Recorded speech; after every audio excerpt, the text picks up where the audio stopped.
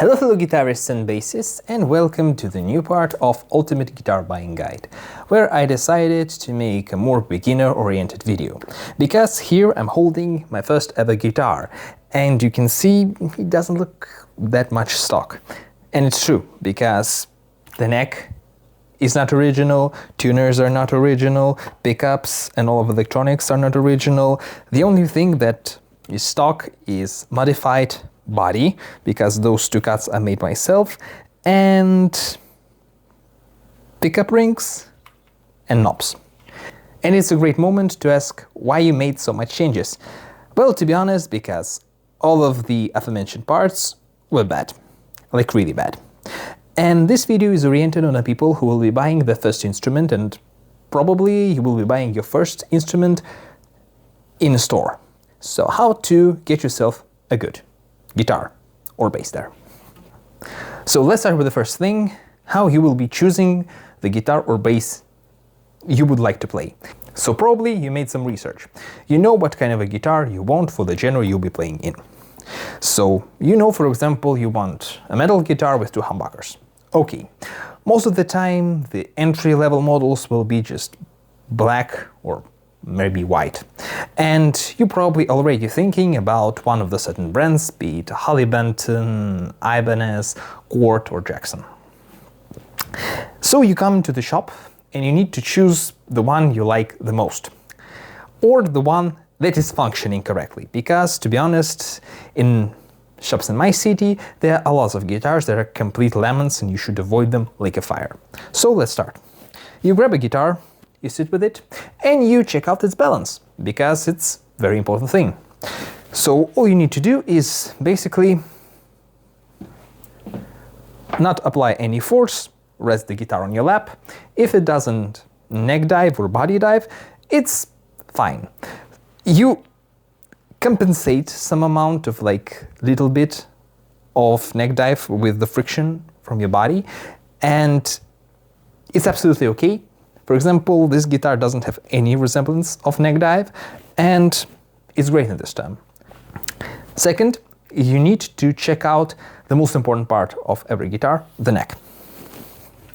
What you need to do is hold it like this and look at the neck. You will either see a straight line from nut to the last fret. You also may see a bow or a hump. Most of the time you will see a little bow. Then you need to check the guitar like this to see if neck didn't warp to the side. In our case, everything is perfect, and also check on the other side. The most important part here is to keep in mind that the thing you see here, so if it's straight or it has a bow, it should have exactly the same thing here. If something is wrong, or you see that one side of the nut is higher than another, run away. It's terrible guitar, it has a warped neck. Stay away from those.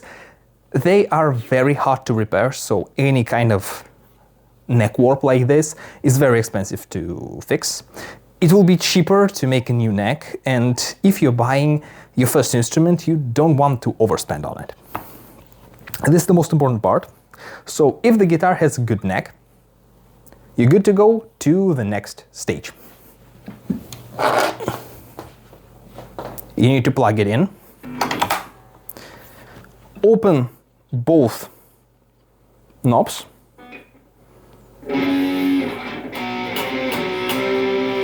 and play it a bit.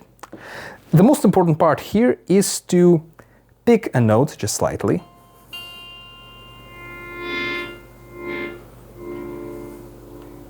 and twist all the knobs you have. Here we, for example, have a great example of guitar having two great volume and tone pots. So you can clearly hear.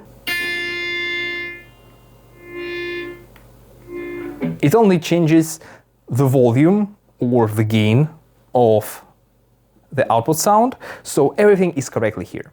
What you need to avoid is any amount of crackling. Let me show you what this thing is. So in this bass we have a crackling inside the mid-frequency knob.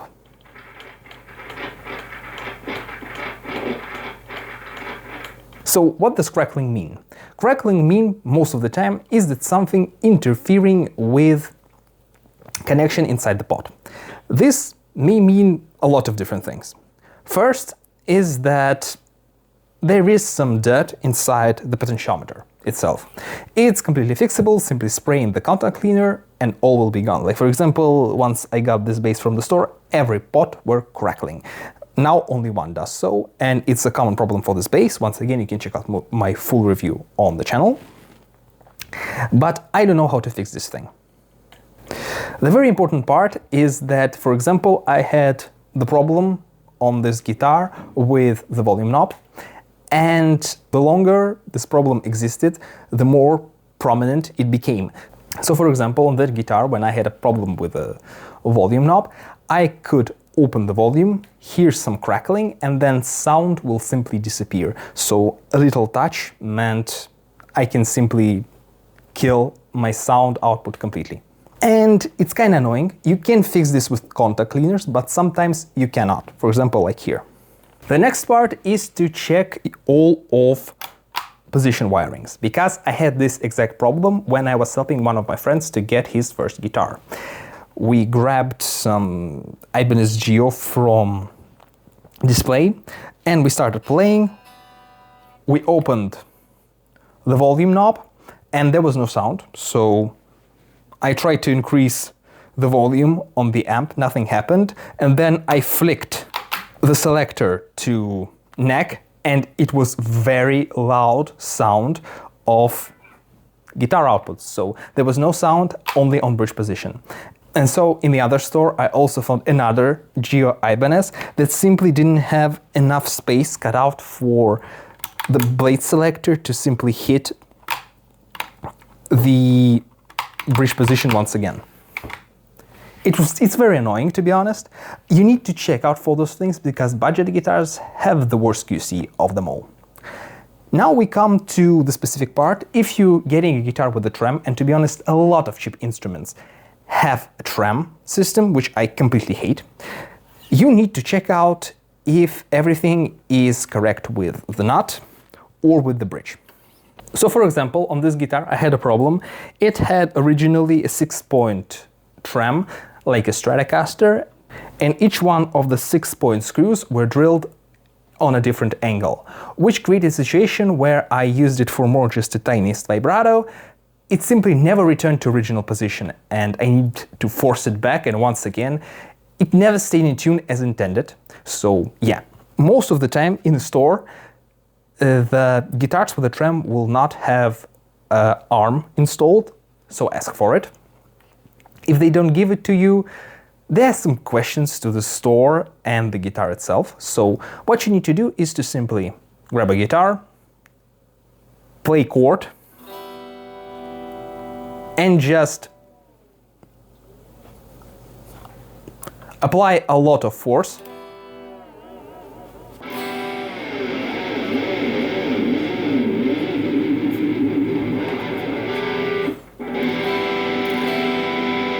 And check it once again.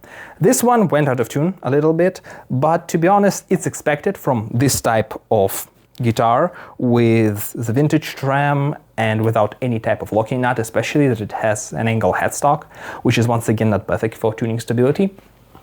But at least it kinda still in tune. Like if you do some tremolo arm work, you can still play the guitar itself. So if the guitar goes completely out of tune, like for example it goes a tone down from one simple dive, stay away from those. And now let's go to the situation. You have a few very decent instruments. How to pick the one you like the most? Play them. Just sit with them and play them for like 5 minutes at least, because I completely understand this. When I was starting playing, I went to the shop and I grabbed a Mexican Fender. It was a completely different experience from what I played, from all of these super strats, and it felt like amazing, like it was a great thing.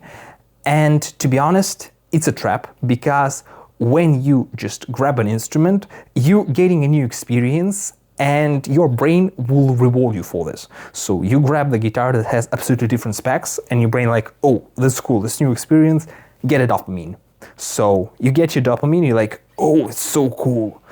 And later, if you bring this guitar home, play it for a week, you kinda, oh, I don't like this fretboard radius. The neck is a bit too thick. So you need to concentrate on those things and just to pick the one you like the most. Some people like thin necks, some people like thick necks. It's completely a matter of preference. So this is what you need to do. Also, maybe you are enjoyer of the square neck joints. I prefer those scooped ones. So once again, play on every fret. This is very important. And why playing on every fret is very important? It's because you can find a dead note. Once again, they are common, and you can hear one here.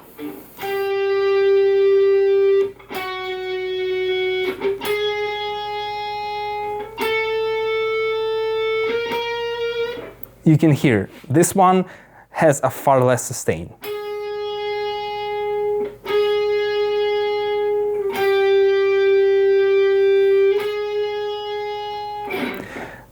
To me, it's acceptable. Like, you can add some vibrato here and it will sound okay.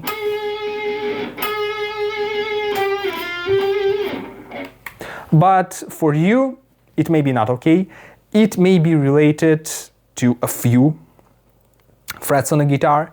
And if you have a choice between guitar with dead or wolf note and the guitar without it, go for a guitar without it. Why you also need to check the frets is to basically make a basic fretwork check. So I don't have any guitars with high frets, to be honest. I'm very lucky in that regard, but you can hear from time to time that when the string kinda hits the fret and dies out. This sound may be related to a few different things. For example, it can be just a bad fretwork. It can be a situation where you have just a little bit too much of a bow, and when you play somewhere here, you're playing like in the lowest part of the neck, and the string kind of hits frets somewhere around this place, and the sustain dies out. You can fix this by simply adjusting the truss rod, but it can be related to different things. So for example, if some kind of a sustain issue appears like in this place, you can think about it being a truss rod adjustment thing. You can think that it can be just a little bit too much of a bow in the neck, and you can fix this by adjusting a truss rod. But when you have this kind of a sound on, for example, 3rd, 5th fret, it's most of the time fretwork. Fretwork is an expensive thing. You cannot do this at home, to be honest, not when you're a beginner. So be once again aware about those. And the last thing you'll need to do is to check out for fret sprout. You can do this simply by sliding your hand over the fretboard around fret edges to feel if they're not poking out. You will feel this no matter what when you will try to play the guitar, but it's definitely a very uncomfy thing. Probably the easiest one to fix, and you can do this at home with your hands. But once again, I would recommend you to avoid guitars with fret sprouts, because this thing can also be a sign of fretboard wood shrinking, and this can mean that the wood were not dried properly. This is a very uncomfy feeling, and to be honest, it will very impede your playing because you will be too cautious and will not contact the fretboard edges that much as you should have. So I recommend to avoid this thing, although it's rather easy to fix, even at home. But to be honest, from my experience, I only saw fret sprout once on one made in Mexico Fender with frets installed like here. So the fret legs were not cut off and these holes were not filled. If you have a situation where you don't see the fret legs, like for example here, you will probably have far less problems with fret sprout. But I also heard that this situation happens with different types of fret edges. But if you have a fret legs sealed, so how do you do this? They cut a little bit of a fret leg and then grab some kind of a dust and feel it with the dust and some kind of a glue. So this is how you get those filled fret slots. And also you can get a guitar with a biting. Biting will act pretty much the same way. So these things should be a point that the fret sprout will not be a big problem, but you always need to double check. So if you do all of the steps, you probably will be getting yourself a good guitar. Overall, this is the thing you should look for. It's not very common right now because everyone drying the wood properly and most of the time cut off the excess fret legs, but you just need to keep this in mind while picking a guitar. This concludes our video about how to pick a good guitar in a store. Hope this was useful. If it was, hit a like and subscribe. And stay tuned for more videos. In the next one, we will be talking about different neck types, how they affect your playing and what will be better for you. So stay tuned for those. And by now, play good guitars and basses. And bye.